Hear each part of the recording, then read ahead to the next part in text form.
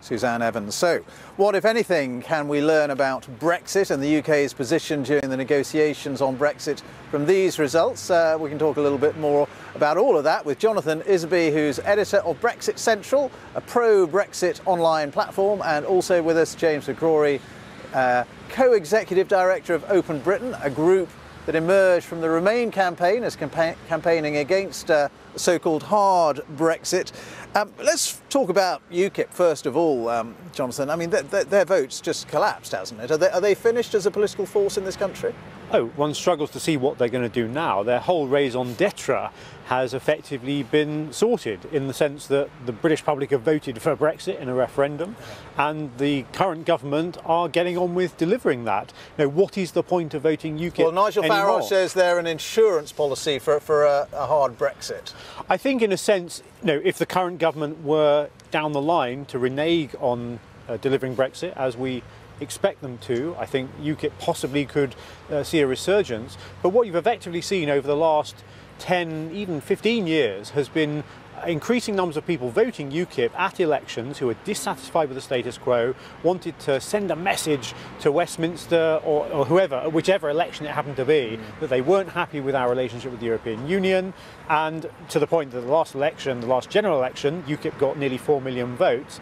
And all of a sudden, after the referendum, those votes are clearly now up for grabs again, and there's only one of the three established parties which is effectively committed to delivering Brexit, and from last night's results, the Tories appear to be sapping all those votes up. And James, where have the Remain voters gone? Because Labour haven't done very well, and the Liberal Democrats haven't done that well, so where are Remainers voting? Well, actually, if you look at the combined vote share of Labour and the Liberal Democrats, it's actually higher than the Conservatives and UKIP, but clearly it's been split between a number of different parties: Labour, the Liberal Democrats, the Scottish Nationalists, Plaid, the Green Party. There are more, as Jonathan rightly points out, players on the Remain party scene than there are leavers. I think the most significant thing, though, as Jonathan says, is the total and utter collapse of the UKIP vote, and as far as I can see, its wholesale move to the Conservative Party. I think the most interesting effect of that for the general election is people who are termed liberal leavers or soft leavers, or those who don't want to see a particularly hard version of Brexit, may well be a bit concerned when they see someone like Paul Nuttall, the leader of UKIP, say that the wholesale move of their vote to the Conservatives is a price they're prepared to pay, because the Conservative government is pretty set on a hard version of Brexit that may not appeal to all of those people that voted Leave. But for example, the Liberal Democrat leader Tim Farron saying, if you want a soft Brexit, vote for us. We're the party that's going to champion that. But why haven't they done better then?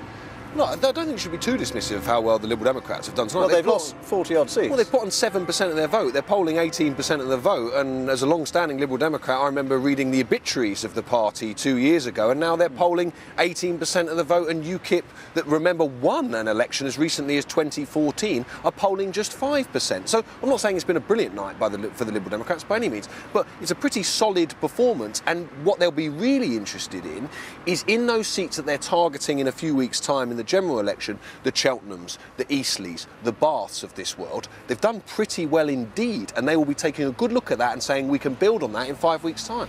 I think the Lib Dems are starting from a very low base, so even if they go up a few percentage points, I don't think it'll win them very many more seats.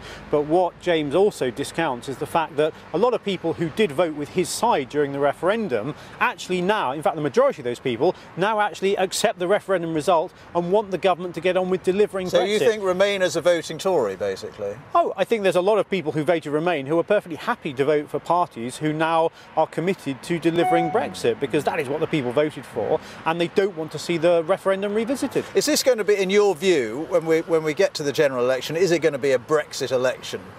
Look, it's clearly the issue which has caused the Prime Minister to call the election. I think she was right to do so. The fact is that there are a number of figures from the political establishment, particularly those in the House of Lords, who are threatening to derail and obstruct the government's attempts to get the necessary legislation through the House of Lords over the coming couple of years. If the current government gets re-elected with a manifesto mandate to deliver on the Brexit that people voted for at the election, the House of Lords will be put in its place, and the government will have that mandate to get on with delivering it. How do you see it, James?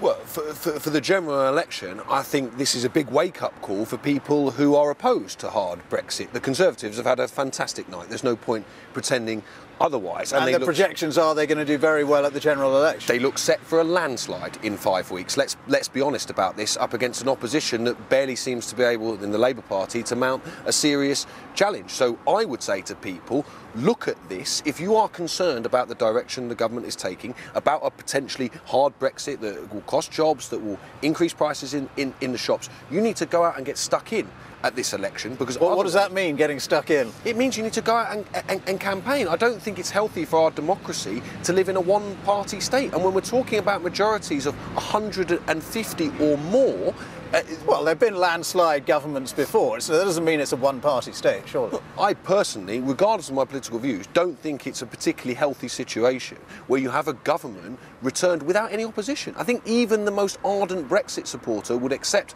it's a good thing to have a healthy opposition keeping the government on their toes. At the moment, we're not looking like that. The Conservatives are able to get through this local election campaign and probably this general election campaign without answering any of the difficult questions about Brexit, about any of the challenges and trade-offs that are going to come during these negotiations. But that is why Theresa May called the election, because she didn't want to be challenged in the Palace of Westminster. Oh, I think she called the election because she wanted a mandate to deliver on the Brexit that people voted for last year.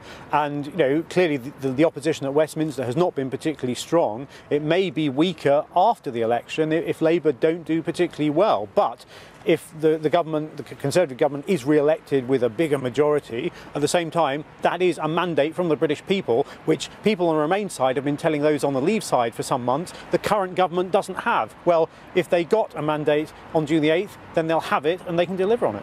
Great to talk to both of you. Thank you for your time tonight, Jonathan Isaby and James McGrory. I'm sure we'll be talking again.